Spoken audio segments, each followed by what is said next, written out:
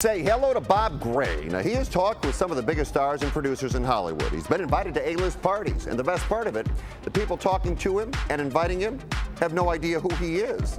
We know who he is, and Bob joins us now. Bob, thanks for being here. Oh, no problem, Fred. Thanks for having me. I know this is an insane story. It all started when you got a new cell phone, right? Yeah, I moved back here from Cleveland. I'd lived in Cleveland for 7 years, and when I moved back on Christmas Day, I wanted to get a 310 area code. I wanted a new cell phone number. So I went down and got a new number. And the very next day, I ended up getting this text message. It said, yo, dude, I saw your stuff on TMZ. What a bummer. And I looked at my girlfriend, Liza, and I said, whose phone did I get? TMZ? What's going on here with that?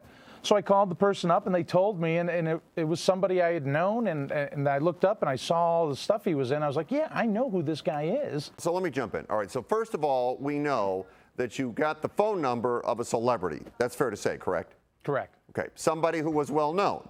Correct. Somebody plugged into the Hollywood community. Very plugged in. All right, so one day, the phone rings, and it's Adam Sandler, right? Yeah, Adam Sandler called me. And he's looking for the other guy. He's looking for him, and I don't know why he doesn't even have he doesn't even have his number. Sandler doesn't even have his number, right? I recognized his voice, and I go, Adam, I know it's you. So I told him the stories about what I was doing. He was just laughing hysterically, and he's like, Bobby, you're a good egg. I'm going to tell the guy. I'm going to tell him you're saving his messages. It's the funniest thing I've ever heard, Bobby. And I guess he ended up calling the guy and telling him what happened. All right, you were also offered a chance to go on stage at the Laugh Factory? Yeah, you know, that was another situation. I got a text message that said, hey, can you do 10 minutes at the Laugh Factory, Kev? And I looked at this and I go, well, I got to call this guy back because this is business, and I don't want to monkey up with the guy's business. So I call the guy up, and it turns out it's Kevin Nealon from Saturday Night Live. He has a show at the Improv every week. And I tell him what's going on, and of course he thought it was funny, and he's like, well, do you want to do the 7 minutes at the Laugh Factory? It's tomorrow night. I'm like, well, it's short notice, Kevin. And I turned him down, but I'm in talks with Kevin now for some other stuff. So it was a chance call, and it's worked out for me, too. You know, you mentioned you're from Cleveland. You're a regular guy from Cleveland. Yeah. You didn't know any of these people before they called you? No, I didn't. How would I know? I mean, I was, you know, out in Cleveland doing Cavs and Browns games. I was eating kielbasa and drinking a Miller Lite. You know, I didn't have access to them. Did you know Paris Hilton? She sent you a text. No, that's such a great story, too. You know, I knew nothing about Paris except for what I saw on the tabloids and on television. And Liza Foster, who was featured in the weekly piece, we were going to dinner. We were on Sunset Boulevard, and I get a text message that says, hey, hun, it's my 30th birthday. Big party up in the hills. I want you to come. Love, Paris.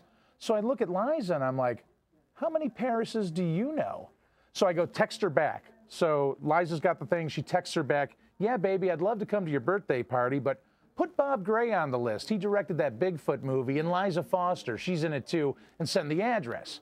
Well, a half hour later, the address comes. So Liza and I are just laughing our keisters off. We decide to roll up into the Hollywood Hills. We pull up to the gate of this gigantic mansion in our Dodge minivan with Ohio plates. And security looks at me and goes, who are you? And I go, who am I? I'm Bob Gray. And he's like, hang on. And he goes and he checks the list, and he comes back, and he's like, yeah, you're on the list. So we got out. I tossed him the keys, told him to park it, and we go in there, and the place is just opulent and huge, and there's Paris right in the middle of the mansion. So we ran up to her, and we both thanked her for having us out here. She gave us both a hug, and then she asked me, hey, where's the guy? And I said, you know, I never know where this guy is. And I wasn't lying. I didn't know where he was. Have you ever, and I don't think you have actually, revealed the name of the person that used to have that number? You've never revealed that name, right? No, I haven't revealed the name. There's a couple reasons why I haven't revealed it. Number one, I don't want the parties to end. And number two, it sure is a lot of fun for everybody out there to speculate. And, you know, I'm going to reveal it one day. You know, maybe Leno or Letterman or somebody will come calling and they'll want it. Maybe for those guys. Not to say that you're not as big. What, you're saying the filter's not as big as Leno or Letterman? No. In fact, I think you guys do have a higher rating than them. I'm pretty sure.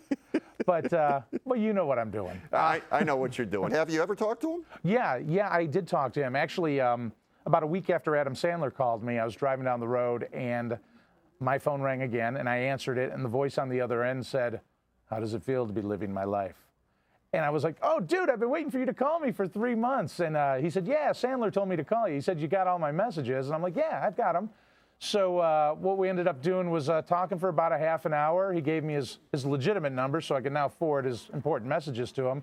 And he said he was going to take me out to dinner, but he hasn't done that yet. So I'm going to have to give him a call. You know, I really appreciate you being here, Bob, but what you don't know is that while you were on, my producer, Jared, actually stole your phone. Now we have all the numbers. What do you think of that?